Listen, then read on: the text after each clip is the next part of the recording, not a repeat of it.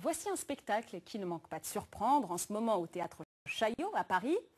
Il s'agit d'un ballet dans lequel dansent ensemble hommes et animaux, en l'occurrence des cygnes, d'où le nom de Swan, cygne en anglais. Jérôme Dussart et Irène Candel. Leur long cou gracile évoque la sensualité quand leur démarche chaloupée les ramène à leur bestialité.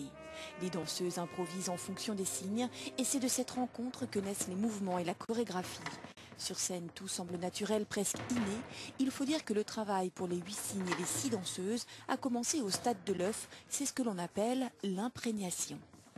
C'est-à-dire que dès l'éclosion des œufs, on devait être présent pour faire partie des premières heures de leur vie en fait. Parce que c'est à ce moment-là qu'ils assimilent leur environnement. Il faut être un peu plus qu'une danseuse en fait dans ce genre de projet parce qu'on nous demande de soigner les animaux. C'est de là que vient cette spontanéité renforcée par une musique improvisée à chaque tableau.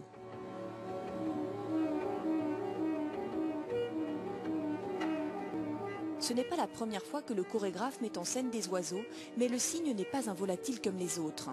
Le cygne est un mythe contemporain et en même temps très immémorial, mais qui est toujours prégnant, qui fonctionne toujours et qui parle différemment à tout un chacun, quel que soit son âge, sa culture. En effet, dans le public, chacun interprète à sa façon la danse de cet animal noble et lourd.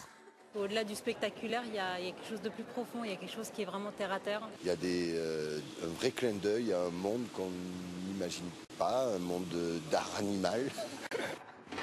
Avec ce spectacle, la langue des signes est comprise par tous. Et on termine ce journal par du rose.